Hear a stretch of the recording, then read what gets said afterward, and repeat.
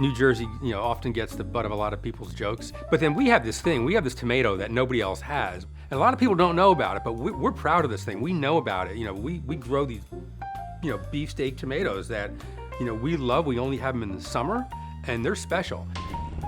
I grew up in Elizabeth, New Jersey, so it was a pretty good sized city in New Jersey, and we didn't have property, but my grandfather decided that he wanted a garden, and he gardened in 5-gallon buckets.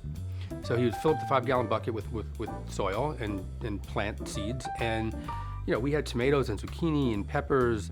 I remember picking vegetables. I remember tasting like a fresh tomato for the first time. Of course, we would eat them raw, and there was always BLTs, and then they would also put up jars of tomato, and that was always the sauce that we had in the summer. Those jars that they would jar up, they didn't last very long. It only got us through to like maybe October, and then we were using canned tomatoes, which were fine, but they weren't Jersey tomatoes. They weren't ours.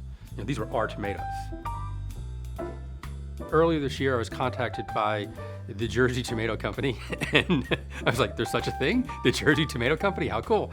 I just got a phone call and said, we want to send you some product and just get your opinion. I remember opening up the jar of tomato and tasting it and going, whoa, this is different.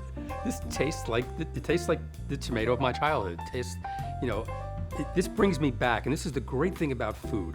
When you have something that speaks to you, and when you link that up with tradition, the flavor brings you right back to where you were when you were a kid, when you first had it. So this brings me right to summer. It brings me right to my house. It brings me to my grandfather. I mean, I open this jar, I taste the tomato. I could see my grandfather. I could see him, in the backyard, sort of weeding through the beds and picking the tomato and being so proud that this is something he's putting on the table that he grew. Yes, the flavor's great, but where's that flavor? Where does it transport you to? And then, of course, these days, we're reading labels. Tomato, Jersey tomato, onion, garlic, water, extra virgin olive oil, salt, pepper, and this one has a little basil in it as well. Jersey basil, I imagine, no? For me, it had to be about the taste. One of the values, and I found this out pretty early on, that no matter how talented you are with how great product, there's a limit to what you can do. For me, the real ethos is making sure you get the best product. And that usually means working directly with farmers and finding ingredients that are fresher, ingredients that are cared for, and farmers that care for the land, fishermen that actually care about the environment that the fish are in, honoring the ingredients. My job is to bring out that flavor, to accentuate that flavor, not to mask it. Then I started feeling, okay, if this is a thing, well, I got to proselytize. I got to let people know about this.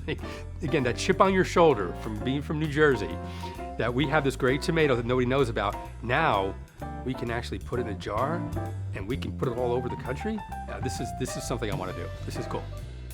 My face on the cover, yeah, okay, fine.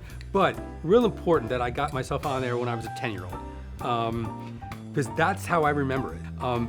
This is where it brings me back to when I was a 10-year-old boy growing up in New Jersey. Late July, August, Jersey tomato. The other thing that I love about the Jersey tomato sauce is that because the flavor is only of tomato, this is something you can actually cook with. Of course, it's delicious right out of the jar over pasta. That's fine too. But what can you do with it? I think that's the next step.